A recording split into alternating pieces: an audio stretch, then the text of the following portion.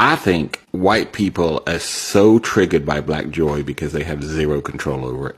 And white people are all about control. And anything they don't get to control and manage and dictate freaks them the hell out. They don't get to be the leader. My point today is, well, not today, but at this moment, like, why does black joy bother some white people? You ever notice how the group of black folks, like, they come together laughing, dancing, and just vibing, and suddenly it's labeled as too loud, too ghetto, or too much? Jealousy. You know why? Because they couldn't strip that away. And it's surviving.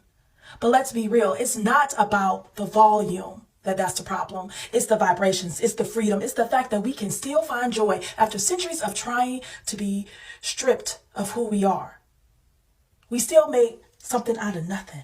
You understand? See, black joy is like disruptive in certain people. It challenges. And where we're supposed to be broken and angry and silent, it's like loving, living, and celebrating. So it's not just confusion. It's threatening. They hate black joy because they don't understand it. They hate black joy because they can't police it. European Americans very well know how they treat black people in this country, and they also know how other people target black people in this country. Black joy doesn't make sense to them because they are sitting around here miserable, and they don't understand how black people are still able to have a good old time. What bothered slave owners the most back in the day was not their brutality, their beating, their mutilating, their assaulting, no.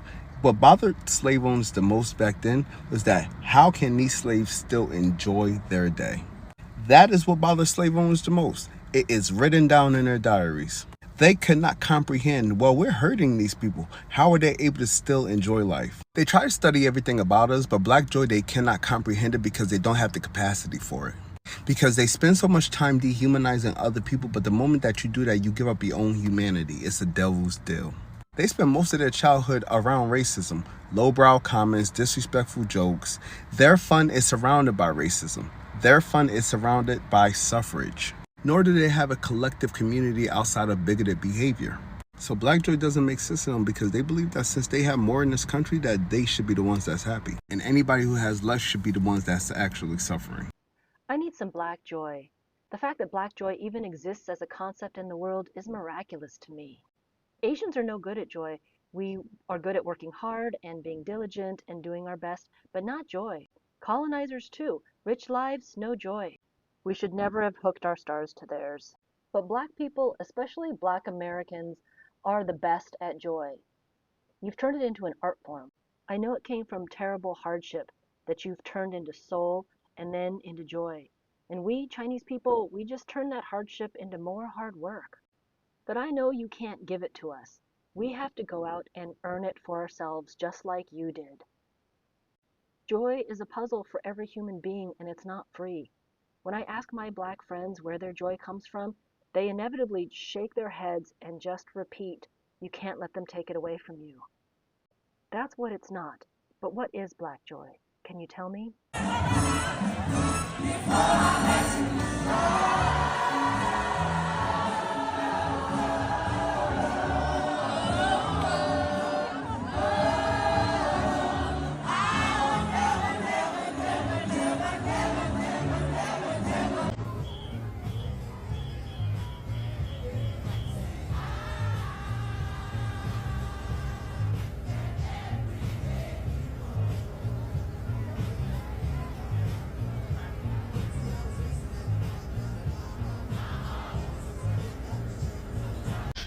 Think white people experience nearly as much joy as black people do, and I don't believe that the joy they experience is nearly as palpable, as beautiful, and as profound as black joy. And I think that that is one of the main reasons why they can't stand our asses. It's because despite them setting up society to benefit them the most, they're still miserable. And despite them setting up society to benefit us the least, we still find more joy than they do. And they can't stand it at all. I have been in rooms with the whites celebrating, and their joy is cute, but it's not warm. Compared to us when we are in rooms together celebrating, that room is warm. You can feel the joy in the room with us. And I think they can feel it too, and it pisses them off. They have spent generations after generations trying to beat the joy out of us, and our joy is indestructible. They have spent generations trying to put chains, literally and figuratively, on us to break our joy. And we turn those chains into musical instruments every time. So I just came across a video of these black kids celebrating prom. And, you know, in the video, they was having fun. They was singing songs, just getting hyped. And then when I went to the comments, it was nothing but them folks talking shit, right? They were saying it was loud, it was ghetto, it was this, it was that. This just points out how, like, for some reason, black joy makes them folks mad.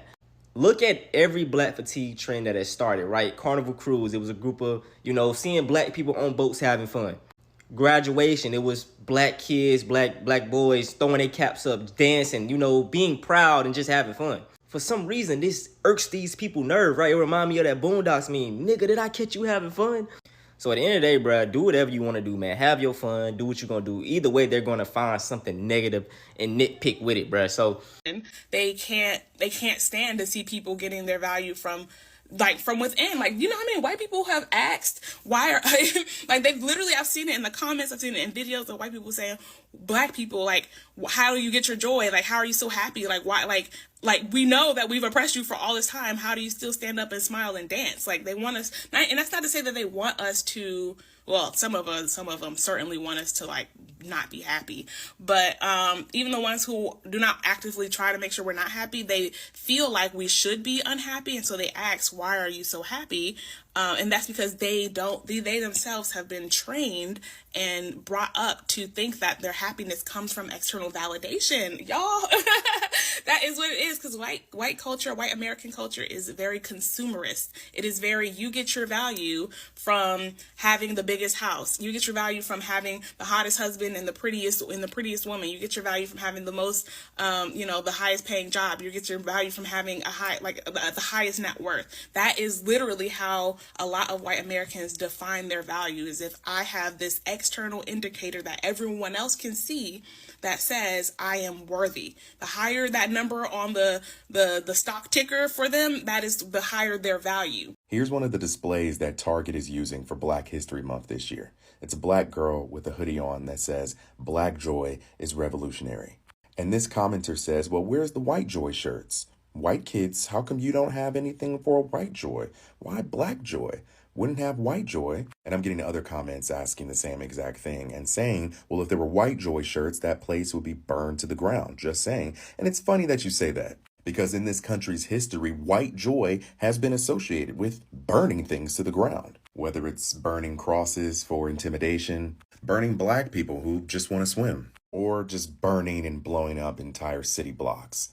This was 1985, by the way. Asking why we can celebrate black joy and not white joy takes us back to the same conversation of what is culture, and do white people have culture? And the answer is no. There is no such thing as white culture in this country. And if there is, I'd argue that white culture is nothing but oppression. So no, you shouldn't want to wear a hoodie that says white joy is revolutionary, because I'll have you arrested for a hate crime. One of the reasons white people hate black people is because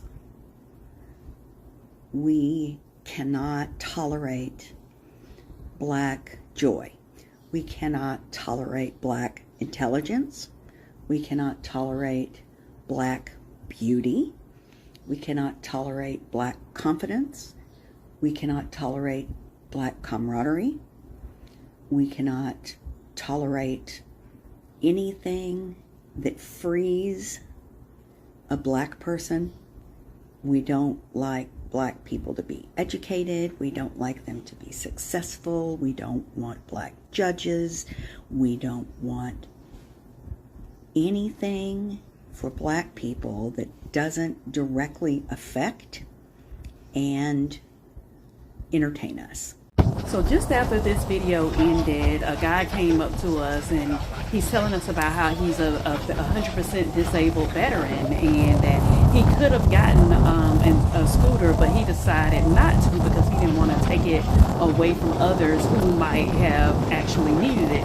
But y'all don't mind scamming the system, huh? Ha ha ha. And he looks at me, he said, "Are you scamming the system?" I said, "I'm not." And so after he realizes that he's out of line, he begins to apologize. He was like, "Oh, I was just joking." No, you weren't. When you understand that the first humans to ever walk this planet were black, you can understand where white fragility, but also white supremacy comes from. Any oppression comes from a fear of not being good enough, a fear of competition. And when you understand that the blueprint is literally a black woman, a black man, you can understand why white people have felt the need to conquer people of color's land, because black people are closer to the DNA makeup of the original people to be here on earth than white people are.